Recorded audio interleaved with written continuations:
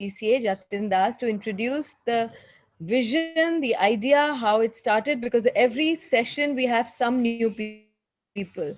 So those who have already heard it, please bear with us.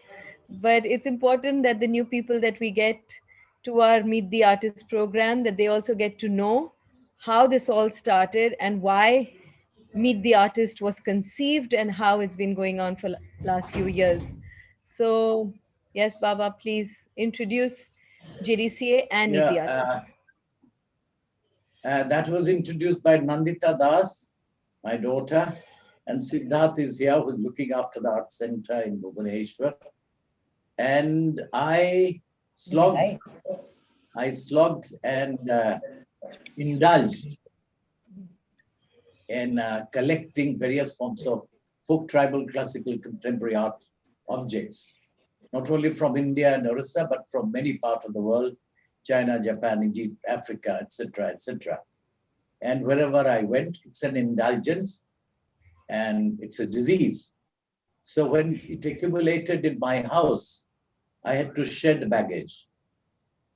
And I'm originally from Orissa, from a place called erstwhile princely state called Mayurbhanj, which is a very enriched cultural state. Now it's a district. And everything has decayed, including Mayurbhanj and elsewhere. But Orissa has the abundance of temple, natural resources, rivers, sea coast, mountains, animals, tribal species, and folk culture, dance, music, theater, painting, architecture, etc., temple architecture. So it's a home to the Kalinga dynasty and so on. It was known as Udrodesha, Kalinga earlier. It's now Odisha. And it's between Andhra and Bengal and the sea coast of Bay of Bengal. Now, I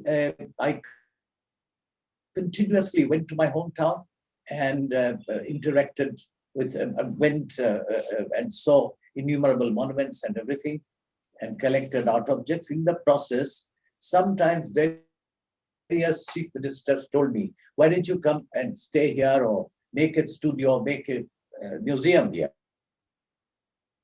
for yourself. And then when my collection went beyond the capacity to hold it, so I requested them whether they could give me a land to make an art center. And this was very kind of the court. They registered it in one day. So it's called that. He asked me, what is the name? And I didn't think of anything. So I said, call it JD Center of Art. It was an impromptu decision. It was not an arrogant decision to make my own name. But so I said it JD Center of Art. Now the JD Center of Art has come a long way and is seeing the end of the tunnel, the light. The building is ready. And Siddharth is working very hard, and the trustees and others have put their acts together. And one block out of 5 blocks is ready. The interior is being done, and the entire art collection in store in rented places. And this is what it is for more than 22 years. Now, I live in Delhi. I don't have a house of my own because I made the collection. I also have a collection of hand fans, what they call pankha. And that collection I have donated to the JD Center of Art. It has been exhibited in many parts of the world, including Zurich, including Kennedy Center, London, etc., etc. Now there's a proposal to set up a National Fan Museum. If it so happens, I'll donate the collection to the nation. So this is how the JD Center of Art came into being. There are eminent trustees and others who have come forward to help. Government of India, Ministry of Culture has allotted funds. That's how one block has been ready, is being finished. And Government of Orissa has given the land. And the eminent architect, B.V. Doshi, Balakrishna V. Doshi of Ahmedabad has designed on the master plan and the architectural design. And it's very kind of him because he's a dear friend. And this is his first project in Orissa. Now, amongst the programs, we hold a National Documentary Film Festival on Art every year. And for 13 years, now we've decided to make it a biennial. and that will be held once in 2 years. Meet Artist program also is more than 20 years, one of its kind in the country, not showing off, but I'm very glad to say, and I'm very proud to say, that Meet Artist program of JD Center of Art has gone uninterrupted, but because of the lockdown, we had to stop it for 5 months. Then suddenly we thought, since everybody is doing it online program, we thought of doing online. It started with the previous of the present Director General of National Gallery, B.V. Doshi, Raghurai, and Ramachandran the Peta, and Jaslin Davija, the great textile designer, etc. So I welcome you, sir, from the Reedberg Museum, from Zurich, from Switzerland, to be in this program. I hope many people are viewing this, and the fact you are wearing a ikat shirt and you have had deep involvement, especially Reedberg Museum has a very good collection of many artifacts and arts and crafts from Orissa. So please, Siddharth, now I request him to introduce you, and then we'll carry on your program. And thank you very much once again for joining. Thank you. Siddharth, I think you're muted. Oh. We're delighted to have Johannes Beltz from Museum Rietberg. He's the Deputy Director and Senior Curator of Indian and Southeast Asian Art at the Museum Rietberg in Zurich. He has studied Indology and Indian religions at the universities of Halle, Strasbourg, Lausanne, Paris, and Heidelberg. His main interests lie in the field of Buddhism and Hinduism, art and culture, in the past as well as contemporary societies. He curated numerous exhibitions such as Next Stop Nirvana, Approaches to Buddhism in 2018, or the Javanese Shadow Theatre, Stories About Life and World in 2020. I have met Johannes a long time ago in my career.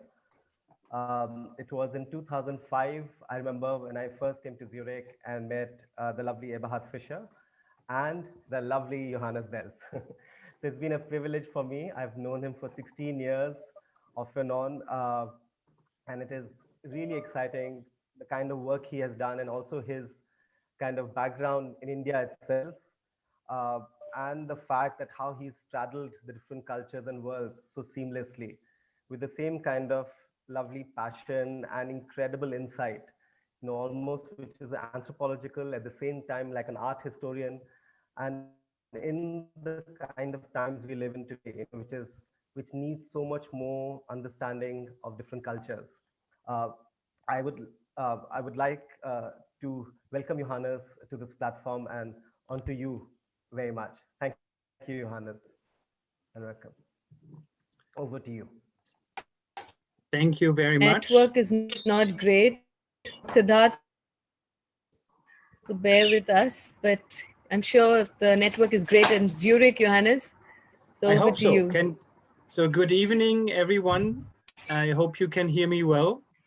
And thank you very much for this opportunity and this occasion, and to present you some thoughts. Sorry.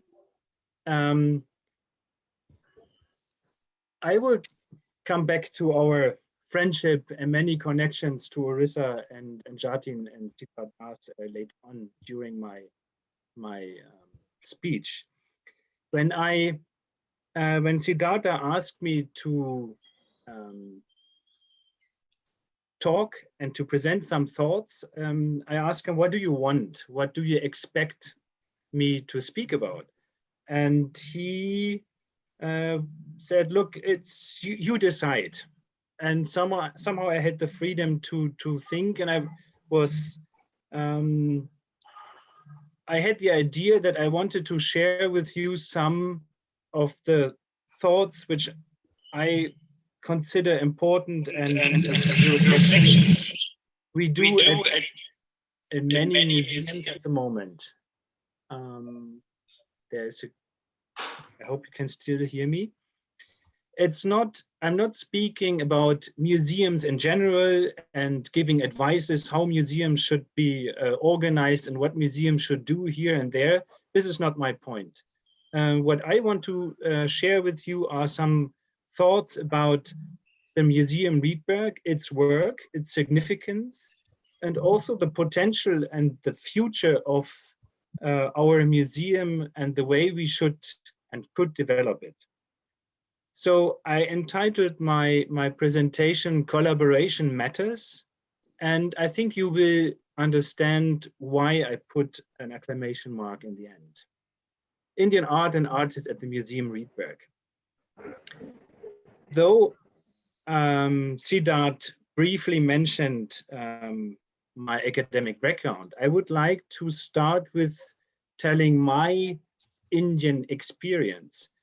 And I think this is interesting because it puts the whole, the work at the Reedberg I'm doing in a different perspective.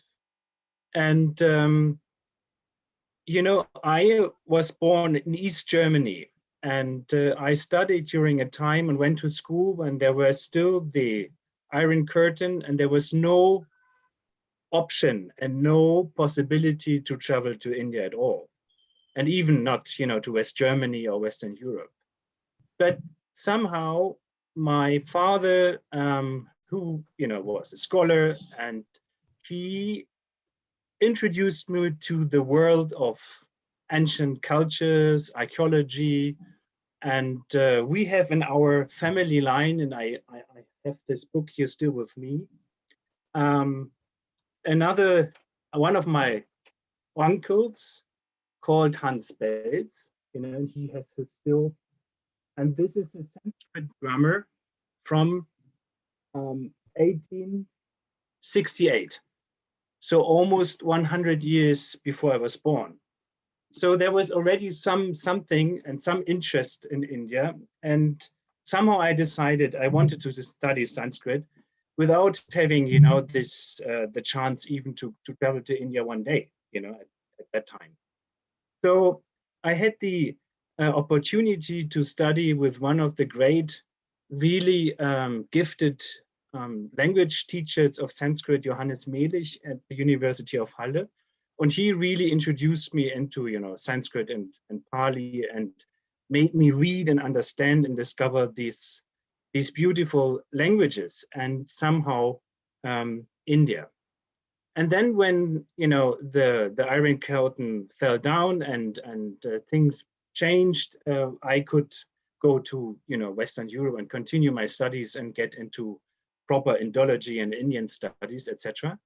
And but before I did that, and I think this is also quite interesting, the first encounter with a real Indian in East Germany, still East Germany, was Kailash Satyarthi, who gave a talk in a church and talked about his work in India, and you know, he works with bonded labor and children, etc. And I was, I have to say, I was impressed by this man and his humility and the way he spoke to us. And I decided whenever I will travel to India, if that one day this is possible, I should meet him. And then I finished my studies, and I did my field work in Maharashtra, working among Dalits, and published my PhD in 1999.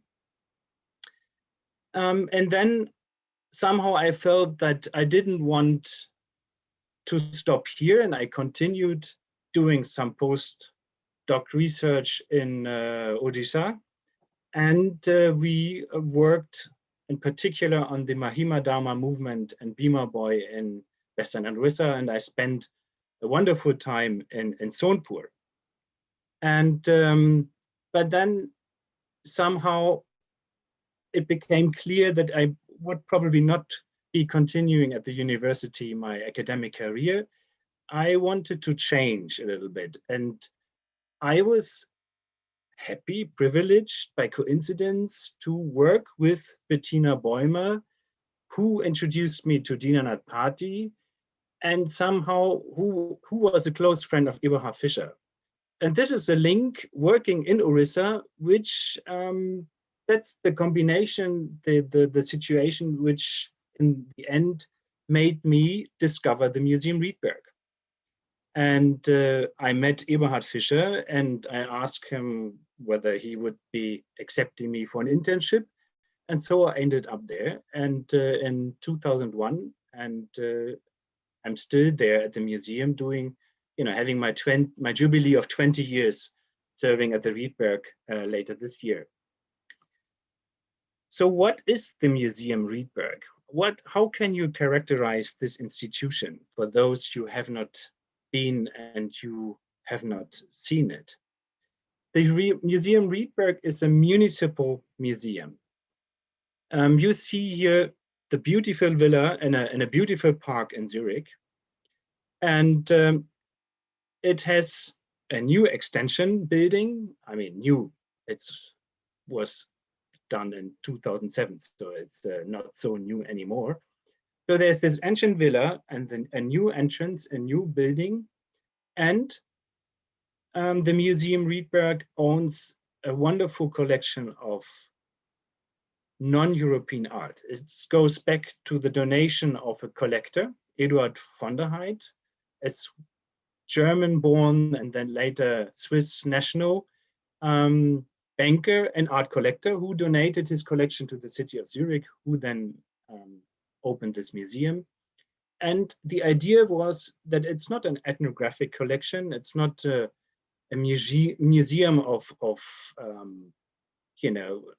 kind of daily art or pop art or whatever. It should be a museum of non-European art. And the idea was at the time to present exceptional art pieces from all the continents, all cultures worldwide, and to present them, highlight them as artworks comparable to the European and Western art tradition. So this was the idea.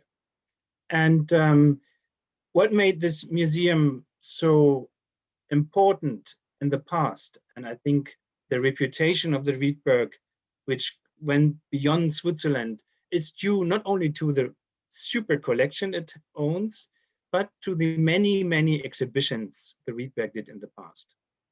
And these are some of the exhibitions long before I joined the museum, and covering all cultures, themes, continents, ages, Japanese painting, African mask, bronzes from ancient Iran, pre-Columbian American art, all kind of superb exhibitions you could find at the Reedberg.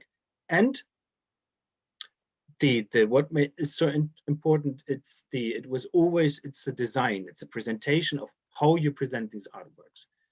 This, I think, makes our museum special, and the strong, the work with children with art education. That's also in our DNA and genes. Let me now talk about what the Reedberg India at the Reedberg and the Reedberg in India. This is what starts in 2001 when I joined the Museum Rietberg, and I want to focus on a few exhibitions we did. I was involved and I want to try to highlight what I think was important in doing these exhibitions.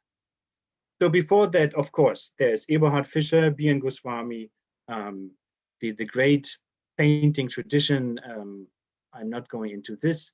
The Museum Rietberg also had not only presented these super exhibitions, but invited many of the most important musicians and dancers to perform at the Reedberg in the past, and we still continue this this tradition.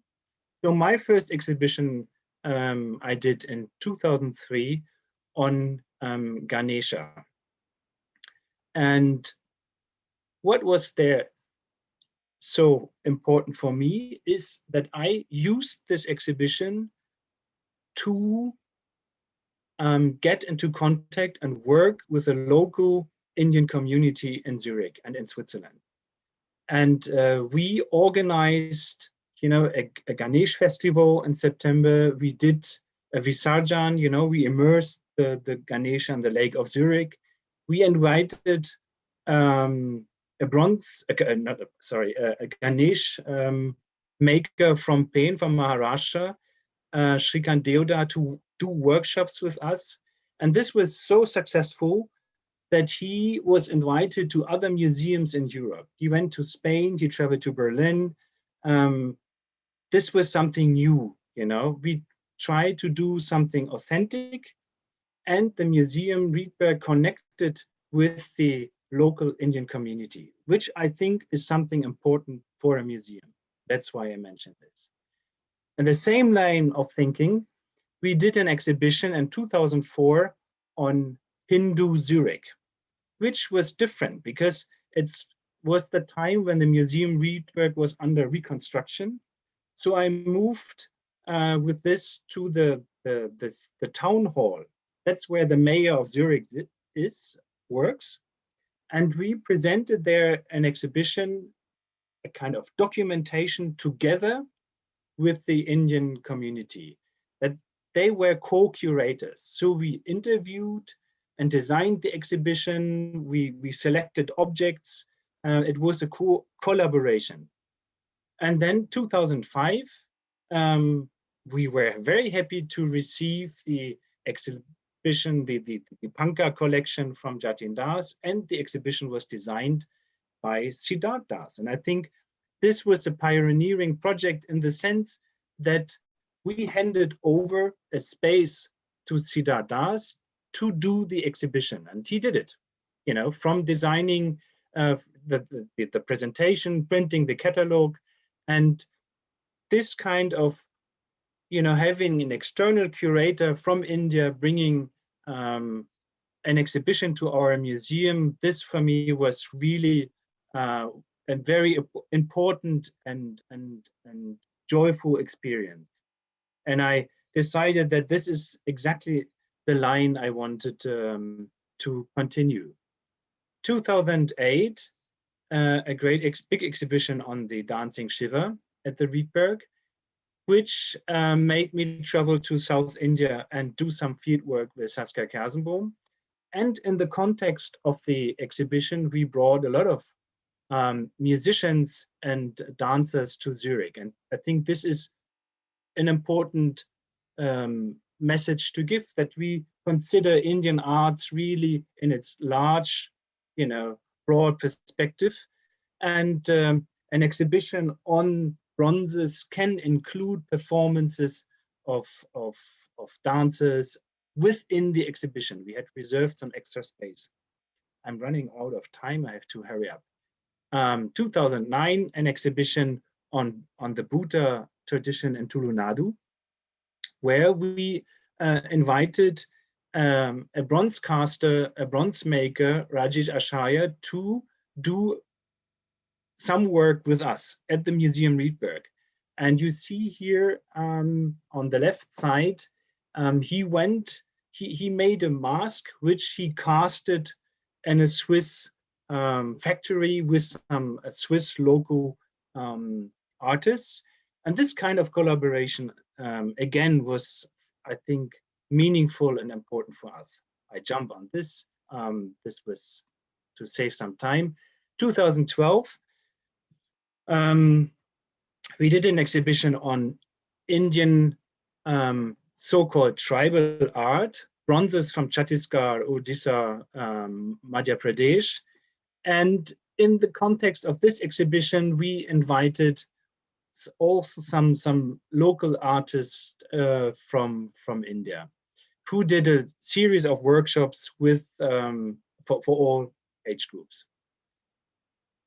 2014, an exhibition on string instruments, in particular on beautiful wood carvings from the Santal. And what I think made this exhibition so important is not the design and the research, but the fact that we could bring this exhibition to New Delhi, to the National Museum, where we could realize an exhibition, you know, in collaboration with our Indian counterparts and colleagues in 2015. And this was, again, a superb experience and a great, you know, exploration and a joint venture. 2014, 2016, 17, 18, we did an Lisbona exhibition which traveled across India. Actually, it started in India and then in the end was shown in 2018 in Zurich, about this interesting Swiss artist who spent so many years in Benares. And here are just some images which, you know, also hint towards Benares and the Lisbona Institute, which still exists there and does an important work. I'm not going into details and not to lose too much time. 2018, an exhibition, Next Stop Nirvana, which resumed our efforts and work on art education and religion. We have a special program which we offer for school teachers and children. We work together with educational institutions, which is called Seeing Art, Understanding Religions. And in Switzerland, there is a syllabus, there is a school topic called Religion and Culture, which aims to educate young children about the great, the world religions, the world religious traditions, in order to enable every child to understand the basic teachings of Islam, Christianity, you know, all the religions, Hinduism, Buddhism, and at the same time to make them understand the world and help them to understand, you know, why certain people eat this food and don't eat that, why they wear certain dressings on certain days and have these holidays and others don't, and help them to understand, you know, and to move around in a city and not to be afraid to enter a church, a mosque, or a temple. So this kind of work we supported at the Museum Rietberg, and Buddhism was in the focus with this exhibition, and it was, I can say, a very good success. And very soon we will come up with, now it's only in German available, but with an online app where you can have an introduction into Buddhism through our objects, so our collections of Buddhist art. So we, you know, use the artworks to inform, to educate, to make it accessible for people to learn something, who want to learn something about Buddhism. And in 2020, recently a show on Javanese shadow puppets. And this show, I think, was particularly interesting because it was during lockdown. The museum opened, closed, opened, and we couldn't invite people from Java. And so we all started to discover the internet, Zoom, having, you know, meetings with people. It became suddenly very easy to talk to people from Java and from India at the same time, things we couldn't have imagined before. So we did a wonderful workshop with the Sarmaya Foundation of Paul Abraham in India, together with some, you know, people from Indonesia, and we could have an exchange and exploration across continents about a show which happened in Zurich. And this, I think, is something extraordinary that we can do that. And this is opens completely new words and perspectives, how museums can collaborate in the future. This is something I really found remarkable. So the exhibition which comes up next, I'm working on is an exhibition of Japanese prints we want to bring to Chandigarh. And I would like to underline this. It's our Museum Rietberg who shares its collections and brings Japanese art to the museum in Chandigarh.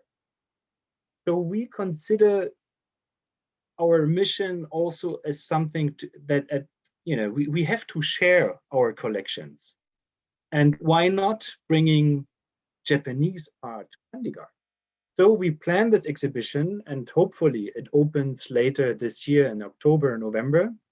Actually in November 22nd November. And we also plan not only to bring these artworks to Chandigarh, but we plan to have some seminars and workshops and training for young exhibition designers and museum people. So we want to go beyond just doing an exhibition. It's what we think is important to have more ambitious aims and goals to persuade. So I want to make exhibitions more significant and more meaningful, and achieve some sustainable results, creating some impact on some people, on something. And I think this idea of combining an exhibition with workshops and training, that could be something very interesting for the Reedberg in the coming years. So these are just some slides about the meetings we had in Chandigarh last year. No, 2 years back, sorry. And so my last slide, and I rushed a bit through these exhibitions in order to make my points clear. So in my last slide, I mentioned, or I put together 10 ways or ideas of how the Museum Rietberg wants to stay relevant, maybe become even more relevant. And some of these things we achieved, others we are about to achieve, and there are some ideas we are still in the process of thinking about it. But I think it's, so let me share this as view. The first point I think is, which for me is important, is that a museum continues to collect and continues to enlarge its collections, to work on it, to experiment with it, to make it accessible. And this, not many museums do collect, they stop somehow acquiring, they don't have funds, or they don't, I don't know what happens, but we are a very active museum, and we have every year about, the last years it was 300-400 objects per year, which were mostly donated to the Museum Rietberg. And I think this is the quality of an institution, of a museum. It's growing, there are some dynamics. The second point, these collections, we have to share them. We have to make them accessible online, and so that they are accessible across cultures, languages, and continents. So we are working on our online database, and of course on an English version, which we hope to put online maybe next year. But we are determined to do that. Our museum very seriously thinks about our staff and how could we train our people and what kind of people we have to have in the museum. And we are constantly thinking how our teams need to develop and change and adopt also to a changing context. And in particular, what I think is important, that is the mode of collaboration between the different departments and different disciplines. This is a challenge.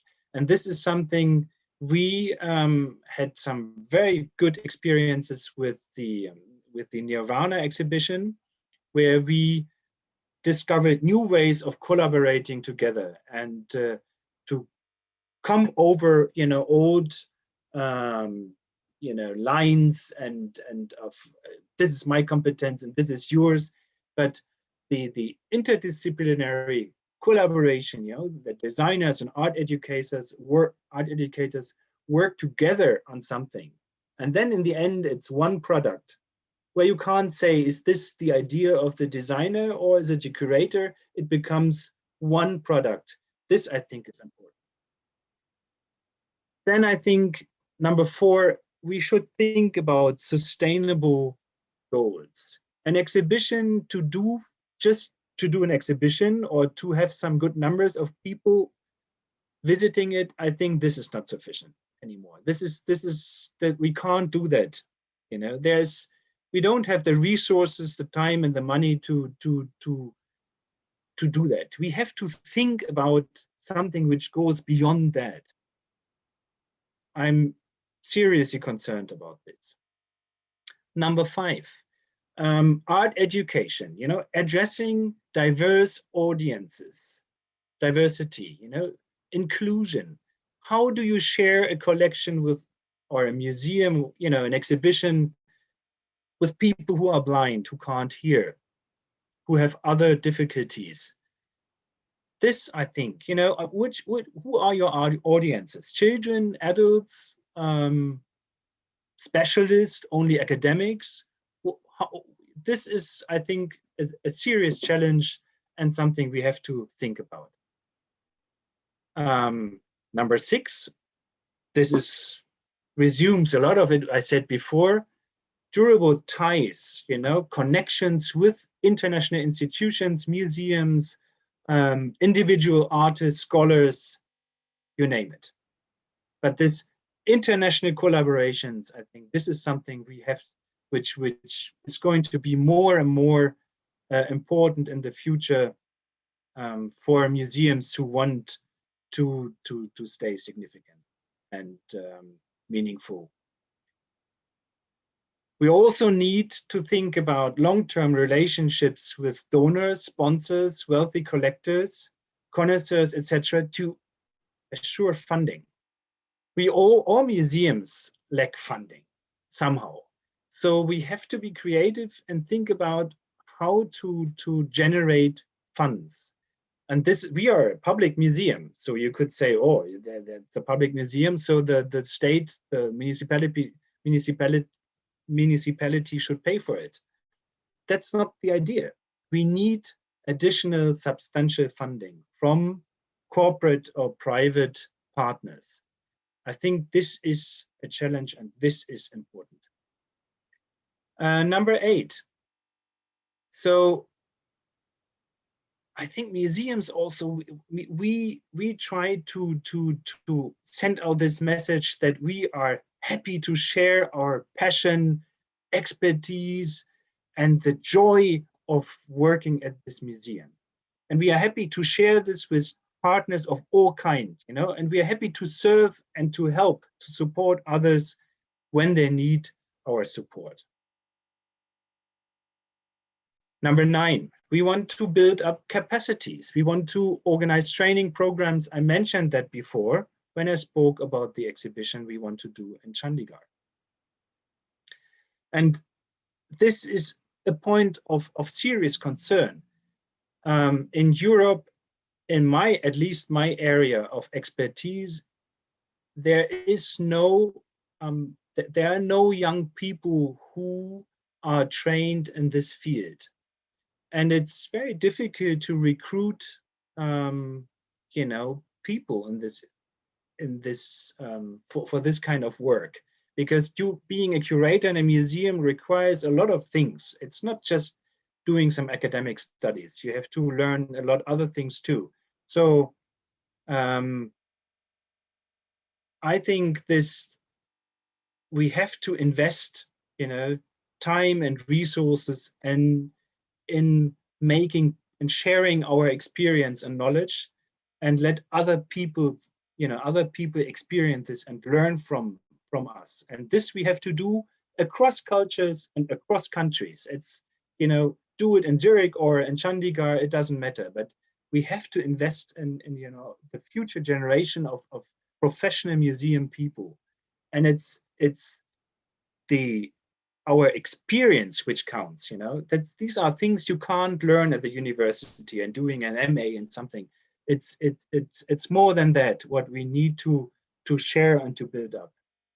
And number 10, I think we need, with all the exhibitions and the work we do, we have to address some issues of universal relevance. You know, we actually, the next exhibition we plan for the Museum Rietberg, we might call it Pathfinders or Pathways. It's about Jainism and Jain art. But the approach we want to choose is that we depart from current themes of importance, some issues which we are all concerned about. It's about ecology, violence, poverty, tolerance, you know, racism, problems we all face in our societies. And I think an art exhibition and an exhibition in an art museum can provide, stimulate ideas, answers, and open up new areas to think about. And we can do this, we don't have to be contemporary artists. And I think the objects of the past have this potential to tell us their stories and to make us discover new worlds and new universes, new you know, new meanings. And giving these objects can open up doors and help maybe to transform, you know, some of our ideas and behavior. So that's something which we are working on, and it's too early to summarize this, but this is definitely something which is on our plate. And so these are the 10, 10 ways or 10 points or steps for us at the Museum Rietberg to move ahead, to stay relevant and meaningful as a museum. And I wanted to keep my talk not too long so that we can have a discussion and answer question section. So thank you for listening and listening to what I said. Thank you for your attention, and I hand over, you know, to Nandita or Siddhartha. I don't know who is moderating this question answer section now. Thank you. Thank you. Thank you so much. I think Siddharth will moderate the Q&A, but thank you. It was so insightful, and coming from personal experiences and your own journey, and the wise words of wisdom that you shared in the way you look at art and heritage and culture, and your understanding of the Indian ethos is really amazing. So I think Siddharth will moderate the questions, his own and those of others. Thank you.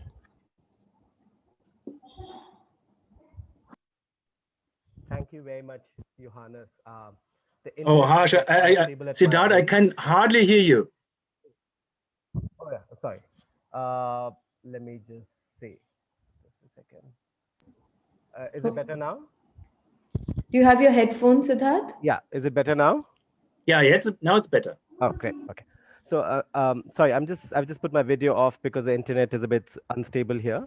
But thank you very much, Johannes. That was like Nanta said, it was a very insightful lecture. But because also you straddle different, I think, fields, because you are not only a curator, but you're also an administrator, and you teach. And I think these three worlds, like when you say that, it becomes very obvious how you look at those things. And I was just wondering, you talked about a little bit about your Ganesha exhibition, and naturally other exhibitions that you curated. But could you especially talk about one or two exhibitions where you feel the fact, because you have such an insight into different cultures. You've lived in India, you are from Germany, you are Swiss, now you've studied in France, and you have seen what it means for people who come from different countries. And when they come to different countries, like say in Switzerland, you have such a large Turkish, Sri Lankan community. You have also other peoples from elsewhere. That how do people, when they come to places like Museum Rietberg, how did they become how do they become part of the society as such, where there's a sense of belonging to an institution? How do you how has that been fostered? If you could talk a little bit about that.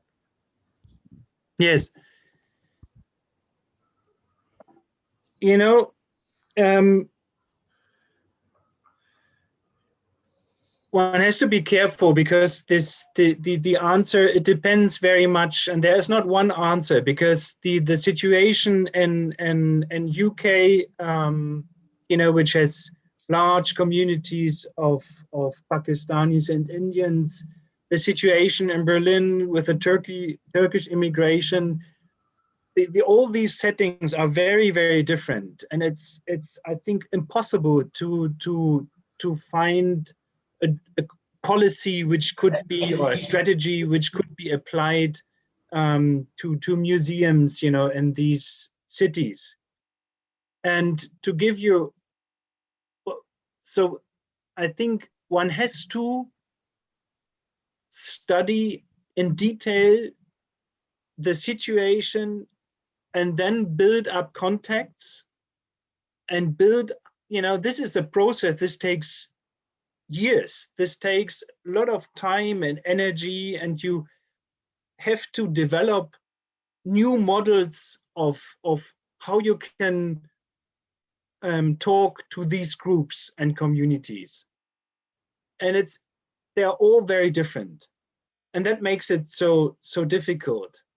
I remember, when we did the exhibition on the Nataraja, on Shiva, we addressed, there's a big important community of Tamils in Switzerland, who they migrated because of the civil war, and there were refugees, and about 30,000 were accepted and could stay here in Switzerland. So we thought, look, they're mostly Hindus, they're from southern, they're Sri Lankans, but South India, there's some connection, they know Shiva. So how do we reach them? And we addressed their community centers and wrote letters, but we failed terribly. We had, a first event where we had invited, I don't know, 100 people, and to give a guided tour and have some talks in the exhibition. And I think 2 people turned up. So we had to understand that it was the wrong communication. It's not what they want. It's something we want, but it's not in their interest. So one has to really get into this and focus on it, and you have to talk. You have to meet these people and understand who they are and what they need, where they see some interest for in coming to the museum, and then you can create something. But you can't come with ready-made concepts and ideas. This is something you have to develop, and that's why it's a challenge, because it's how are you going to do that in a museum? We have limited resources of, in terms of people. How can we approach all these different communities? This is the challenge, but it's very interesting, and I think we have to deal with this. I'm not sure whether I answered your question in the way you wanted it. No, no, not in the way I think you answered it. You answered it perfectly, Johannes. Can I ask you, Johannes, to just stop your screen share?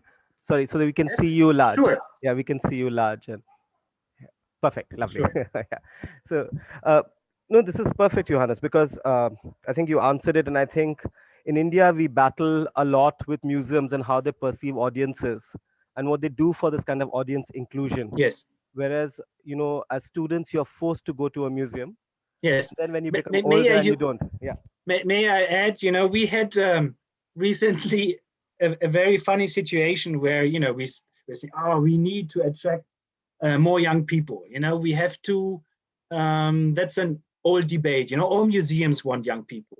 Not the school classes who are forced to visit, but young people who on themselves join the museum. And then we had a long discussion what we should do. And then I said, look, but I'm sorry. How can we decide what young people want from our museum? We have to include them in the discussion. How can you assume what a 15 or 16-year-old boy or girl finds interesting or not interesting in the Museum Rietberg? So we need to talk to them and involve them in this communication in the process. Otherwise, I think this is ridiculous. Yeah. How, I passed my 50s. How can I'm father of some children, but I cannot tell what young people need and want and find attractive in a museum. Therefore, you have to work with them and bring them together and then discuss and come up with some new ideas. Yeah. So completely. I mean, we are battling the same thing in India in different ways, because now there's a huge push in the museum sector in India to include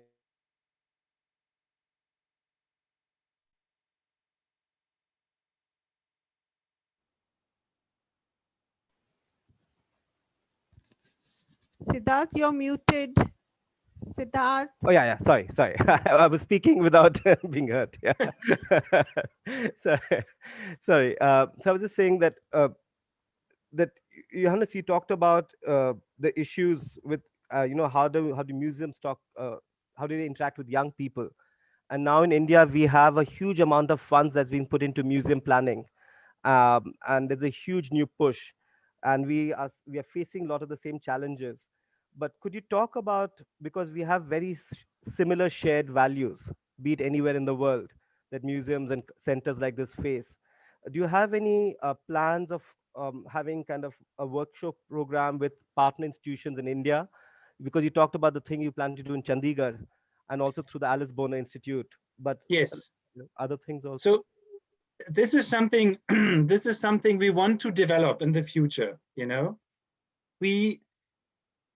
I think I could imagine. I mean, these are ideas. This is not yet reality and practice. That I think I want to. Whenever we have a joint exhibition and we do something and we bring something from Zurich or we get something from India, we should connect it with some kind of training for some kind of people, professionals or whatsoever, art education, on any of these themes.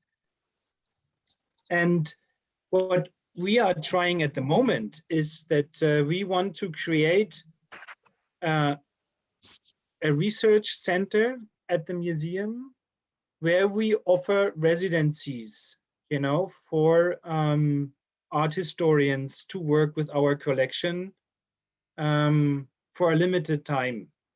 And we would provide, local hospitality, and they get some kind of honorarium and these kind of grants we would like to offer in the future. But these are things, we have to raise funding and we have to convince authorities and administrators that this is something important to do. And I think we need to think globally on that. And I think we need strong partners in India to do that. I want to you can't study Indian art history anymore in Germany and in Switzerland and in Austria. There are very, very few chairs left because they were considered as not important, not enough students study that. Who cares about these things? So they didn't keep them and fired the professors, and the chairs were abundant. So where is the next generation of art historians who can help us in Europe to read ancient inscriptions, to translate, Sanskrit or Persian inscriptions on paintings? Who are, where are they, these people? And I'm pretty much concerned, that if we are not caring and look after this, we are losing knowledge, and we are losing competence and access to these to our collections.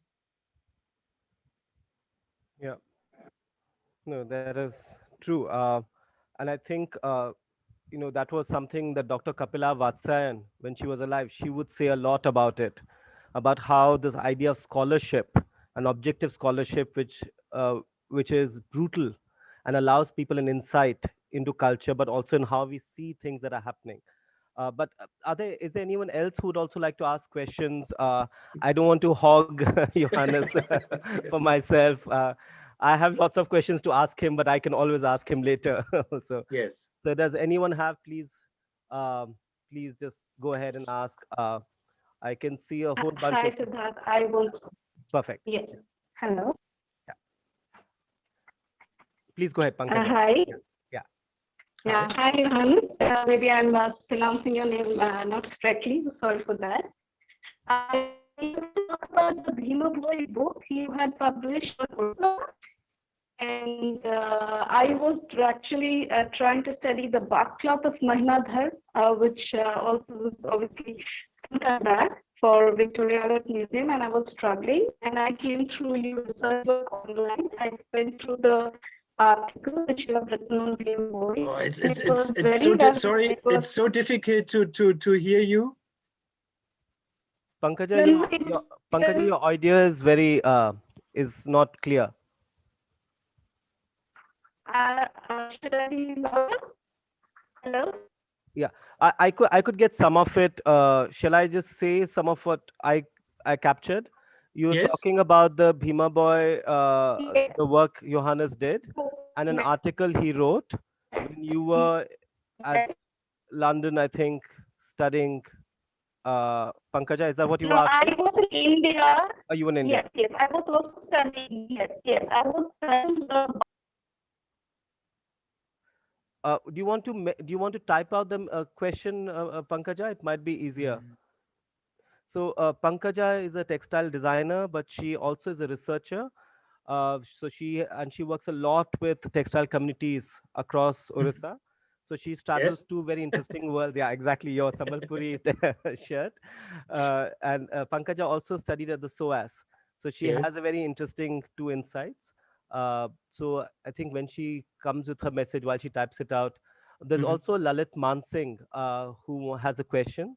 Hmm. Lalit Mansingh Johannes is a trustee of JDCA, and he was the former Foreign Secretary of India, Hmm. diplomat. He was also the ICCR head, and he lived across the world, but also headed institutions in different capacities. So I think, and with a great keen interest in the arts, and has a beautiful collection of books and objects. So Lalit Mansingh, you you'll have to unmute yourself. Lalit uncle, I can see his hand raised, but I don't know if, one second. You are muted. You'll have to unmute yourself.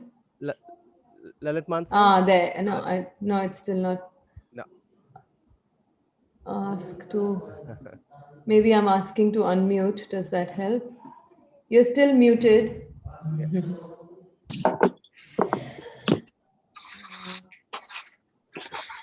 Okay. Yeah? Hello?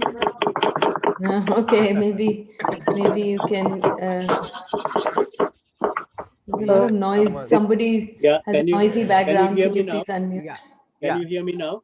Yeah, Yeah, we can now hear we you. can. Yeah. Now we can. Okay, okay. Perfect. And we Well, can see you. Thank you. Dr. Beltz, thank you very much for that fascinating talk. You brought back a lot of memories of the Reedberg. I made several visits there when I was DG of the ICCR, but that was well before your time. And we did a Festival of India in Switzerland. Yes, they're And very the famous. Reedberg was a very important venue for that, thanks Yes. to Dr. Eberhard Fischer. Yes.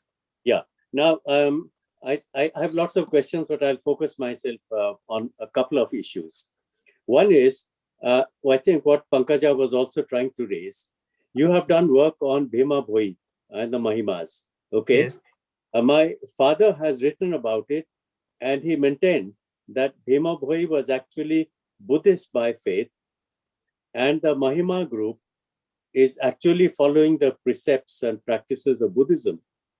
And interestingly, in Orissa, I don't know if you have noticed that all the ikat work that is being done in Western Orissa, most of the weavers are Buddhist by faith. And it's historically corroborated that Orissa was an important center of Buddhism for close to 1,000 years. So the question I have in mind is, did you come study Buddhist art when you were there? And did you also look at ikat weaving in Orissa? Because there seems to be a connection. And I'm coming to a suggestion that I have, that you may wish to put in your 10-point program a kind of collaboration in Orissa, where I would like the focus to be on two things.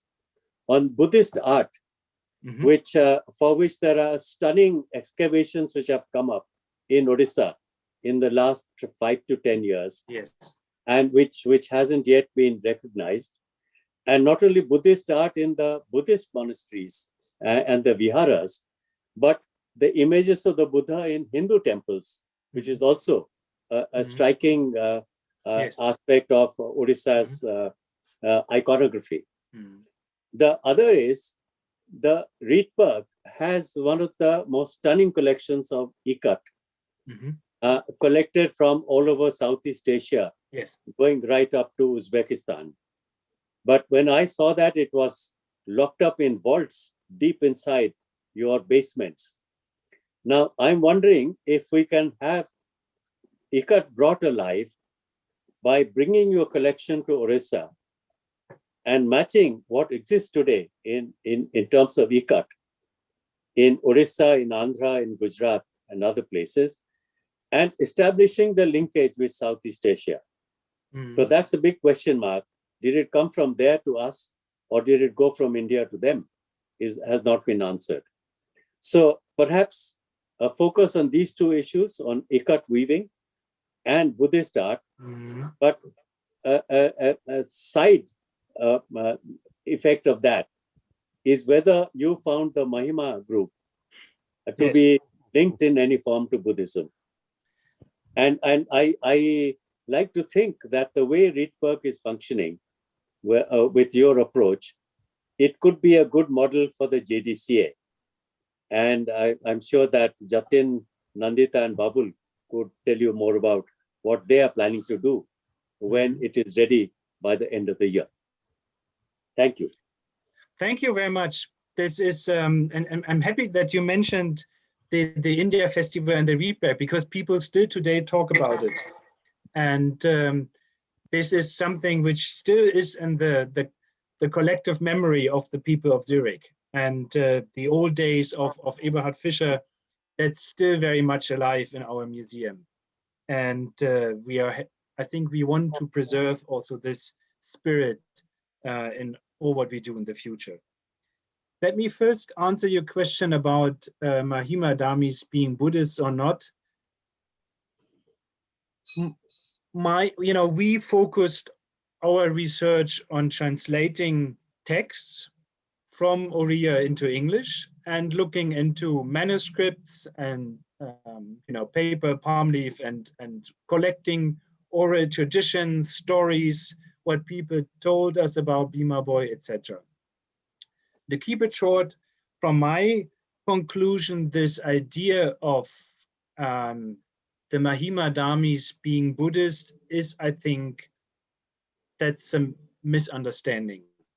It's in the texts and ritual practices, I can't see any convincing argument for them being Buddhist or having anything to do with the Buddhist tradition.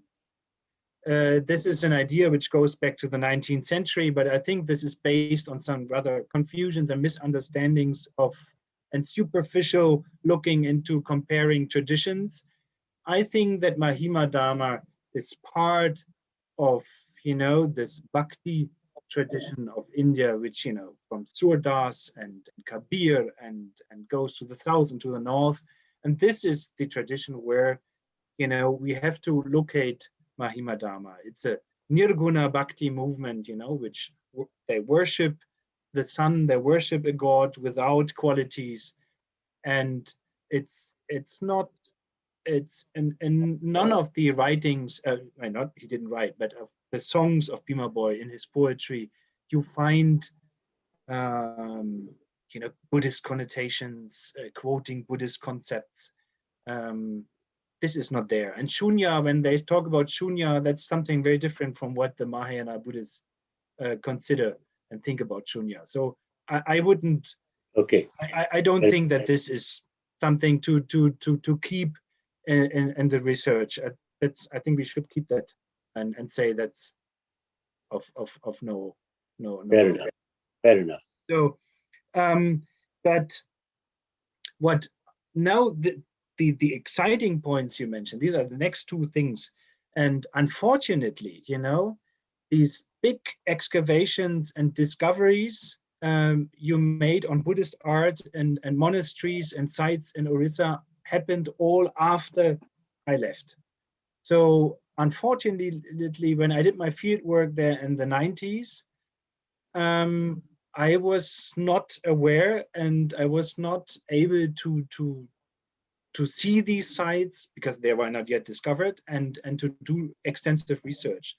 I think this would be a fantastic topic for an important big international exhibition. I think this is something very new and very important and very significant for Orissa, for the history of Buddhism. And I would be thrilled to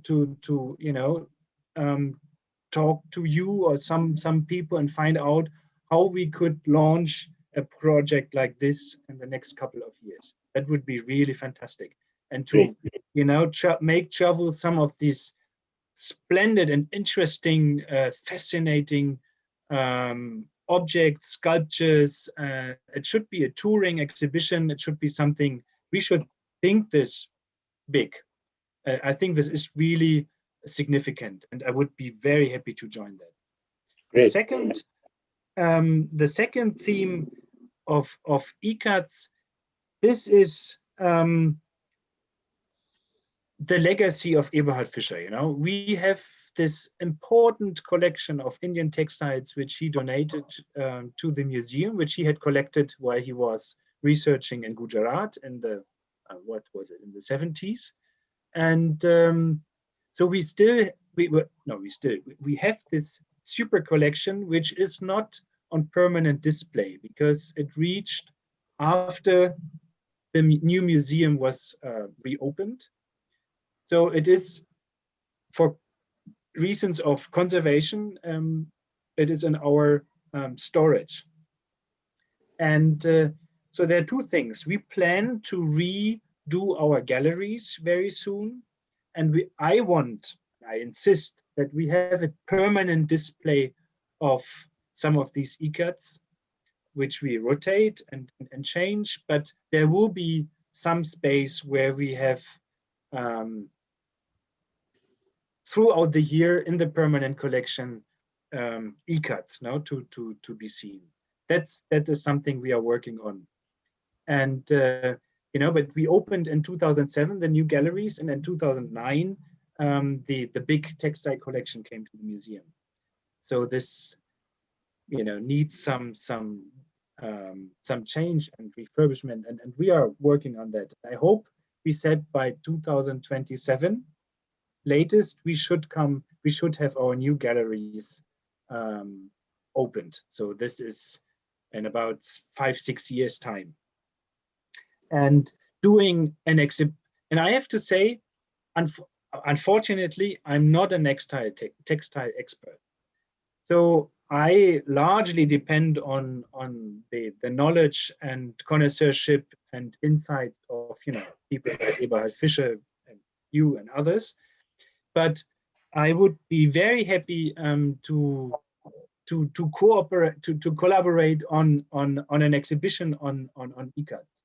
And I have been contacted by several people from India, from the National Museum, from Bombay, who came with some vague suggestions, ideas, but nothing really happened and became, we didn't start it. It remained too vague and fluid, and I'm still waiting for an opportunity, an occasion to come up with something substantial. But there again, I think I depend on strong partners who have the competence, the knowledge, the vision also, and some support to make this a big show, which I see traveling between India and Switzerland at least. Well, I'll leave it to Jatin to speak to you about this. We have discussed the possibility of the JDCA having an important collection of textiles. And obviously, Orissa textiles would be one of the centerpiece of this collection. So a kind of collaboration with you, where we can carry on both research and projection of ikat will be great. Maybe just one afterthought, which I had noted, I forgot to mention. The question, who was first? Who invented ikat? And it's like the hen and the egg question. These things are very difficult to who invented shadow puppet theater? The people in Java or in China or in India, where does these things start? And I think we will probably never know. But we do know that, not only trading happened between East Asia, Europe, Africa, South Asia, Southeast Asia, Western Asia. It's trading, it's networks, it's artists, it's ideas, which traveled, and this over thousands of years. And I think that the Ramayana and Mahabharata are performed in Indonesia. This is part of a lot. This shows, how a larger network of trade and cultural relations existed throughout hundreds of years. And the question of origins, I think, probably goes beyond on what we can do, I'm afraid. Well, I've just got a couple of thoughts on this. Firstly, you have in the Reedberg a very rare collection of the works of a German specialist, I forgot his name, who collected samples of ikat from Southeast Asia, India, and Uzbekistan. And it sort of traces the arc of ikat weaving in the world as it exists. And it's a live tradition. It's not dead. Perhaps those specimens could be a good basis for research. And second, much more has come to light in recent years on the maritime contacts between the eastern India and Southeast Asia, particularly Absolutely. what is now today Indonesia, Malaysia, Yes. Vietnam, Cambodia, Yes. so on. So there is so much of recent history, more maritime excavations have been done, Yes.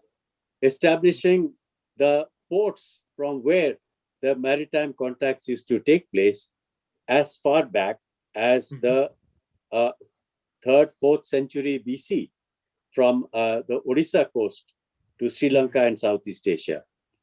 So with the wealth of knowledge that we have been able to get, I think one can create a hypothesis which is plausible. I know we can't arrive at a conclusion, but a plausible hypothesis. Yes, of course. That would be interesting. Yeah. But thank you for your comments. We look forward to hearing more from you. It's kind of interesting. There are other people who are waiting So I'm to just, participate. Right. So there are two questions, Johannes. I'm just going to read out one of them, and probably so there's one from Bidisha Roy and there's one from Nian Sao. Nian, do you want to go first, and then I'll just read out Bidisha, or Bidisha, you could just ask after Nian Sao. I will. Yeah, thank you, Siddharth. Hello, Dr. Beltz. Great, it was a great talk, and I really loved your 10 points. I mean, each one of them seemed to be so expansive. I was just thinking that perhaps there are a lot of things that these ideas seem a lot more relevant now that we are in lockdown for such a long time.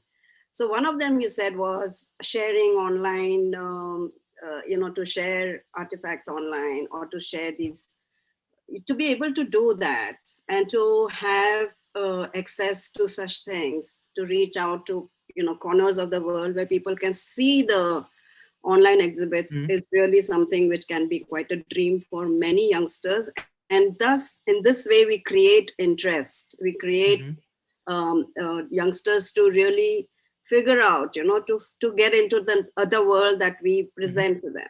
So I was also wondering whether, have you thought about having online exhibitions? I mean, plan an exhibition project, get experts from across the world to curate it, but have it online. Have it a little bit more accessible to people, because that is what people want. And what are the challenges you think such a project could face? Look, I have a very clear opinion about this. I think the internet and online and all these digital tools and options we have today, making films, showing them online, and having online conferences and talking, this is all wonderful. And I think this is a medium to access. It's a mode of understanding, exploring something.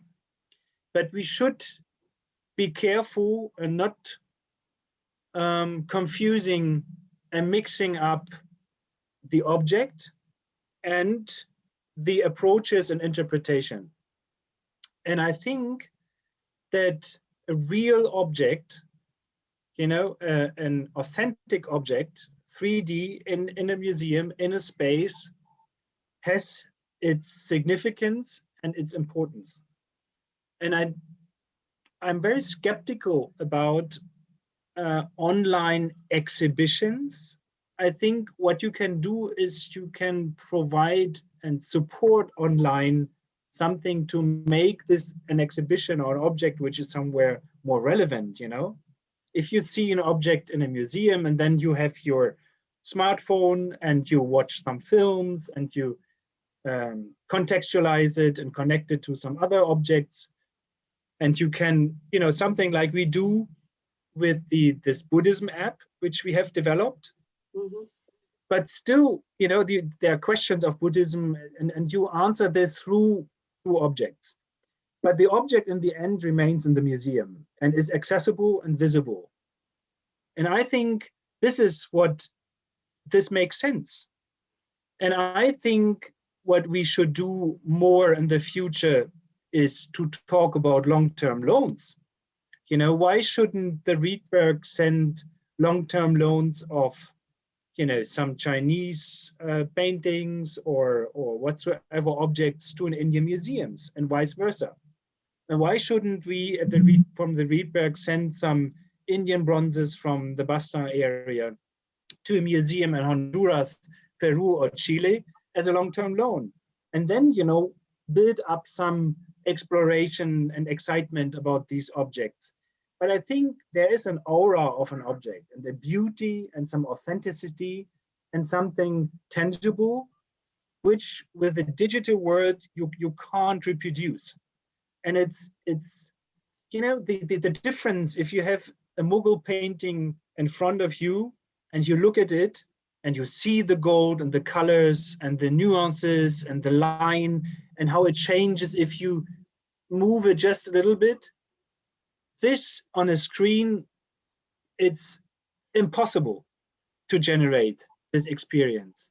And I think if we take this thinking seriously, then we shouldn't encourage people to take this experience from them and offer them something digital, which is a poor replacement and something very different. You get my point?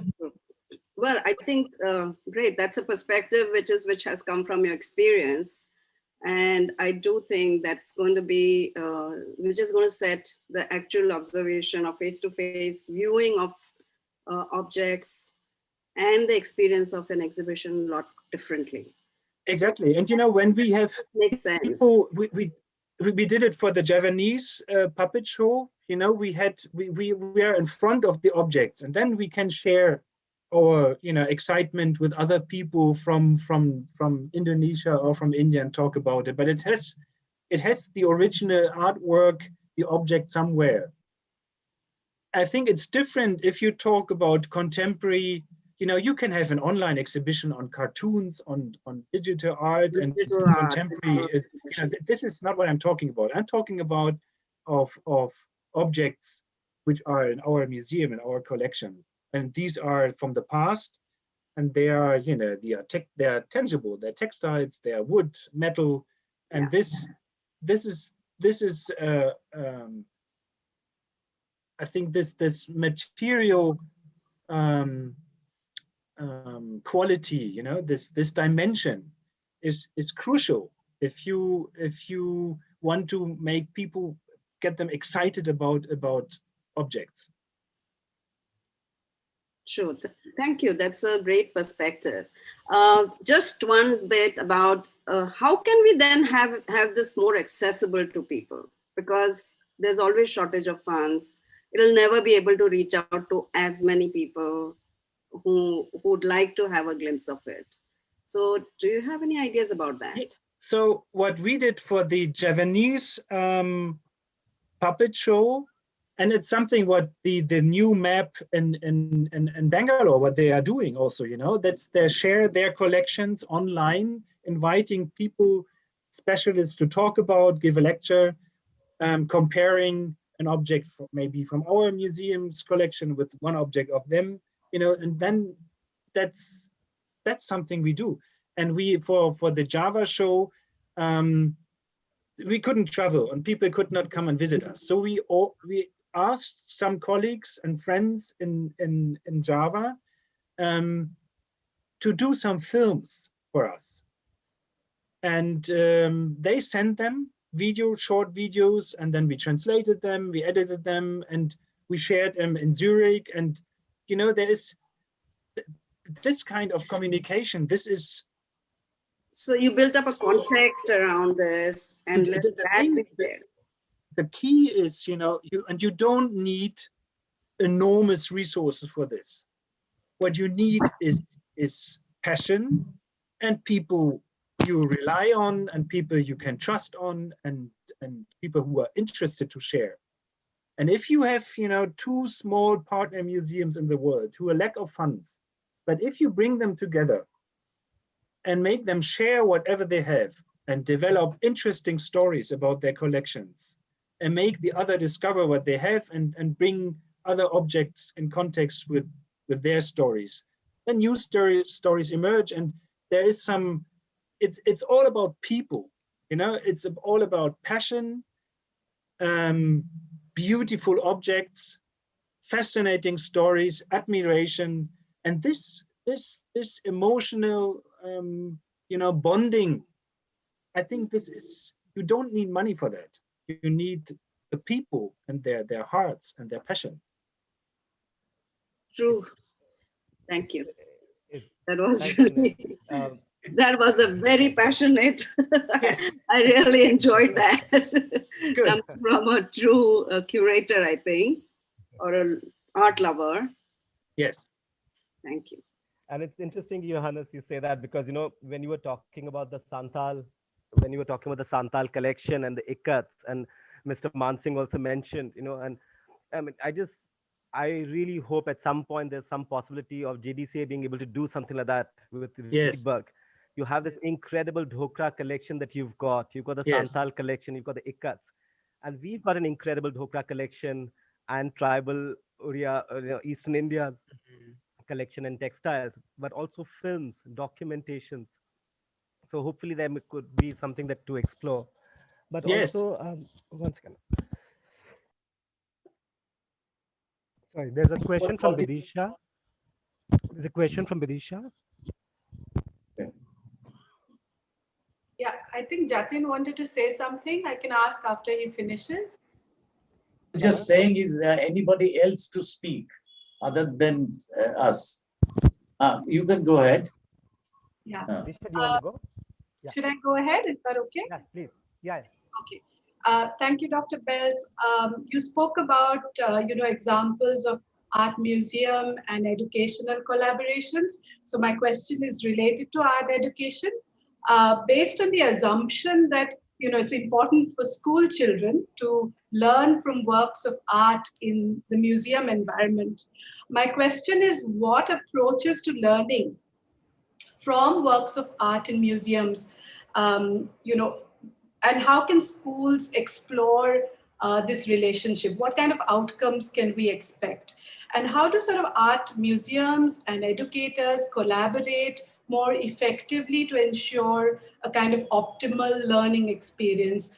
What roles do, I think in India, I'm not sure how successful we've been with these collaborations. And therefore my question on what roles can these institutions play to make an effective learning experience for young people? I'm very happy to answer this question, because this was something which I have been working on for many years. You know, teaching at the university, training people to become teachers and teaching religion, religious traditions in schools. And I was helping also the government, the municipality, the education institutions to produce their syllabus, their books, their material. And I thought, we successfully provided a support for teachers and schools with this new topic. And how does it work? So we analyzed the syllabus, which is in the canton of Zurich, compulsory. And we were thinking, where do we fit in with our museum as an institution, our collections? And what can we offer? And we offer a place of learning outside the classroom. So when the school kids come and the teachers, it's not a random visit where they just walk in 5 minutes and pass through all the galleries and run through. That's not what we do. So we offer specific workshops for school children and their teachers for a certain age, and we know where in the year this has to be done by them. So there's a curriculum. And every workshop, for every workshop, we provide material for the teacher so that he can prepare himself, and we guide him. And it's not something on the top of his work on the plate, but it's something where we can support him in his work he has to do anyhow. So I think that what is important is that a museum has to have the competence in terms of, didactics, education, knowing what is taught in schools, what is the curriculum, how does public schooling, public education works, and having contacts to these institutions, and then see how the museum's collection can be meaningful in this context. And this is something which needs time, of course. That's not something you do within 6 months. That needs years of learning, constant learning and experimenting, but then if you have a model, and we have been very successful with this, and museums in Switzerland recognized this and thought, look, this is what you did, it's very good. So we have the numbers of workshops are increasing, people are demanding and want to do that, because that's for their work in the schools and in the educational world. It adds something new.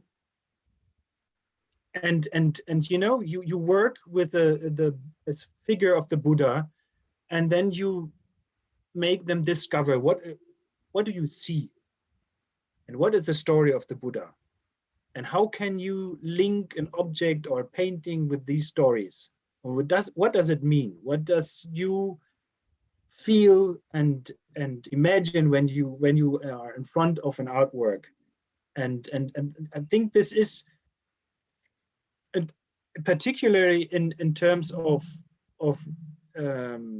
religious themes, it's a very good way, because it's a neuter approach. We are not a church, we're not a temple. We are working with artworks and offer different interpretations and make these objects meaningful and explain why people think they are meaningful, etc. So did I? Thank you. Yeah, I'm just being greedy and want to know if people like me can actually, access and have an understanding of the model, so that we can look in India. Look, you can. It's the material which we provide. It's all online, but it's in German.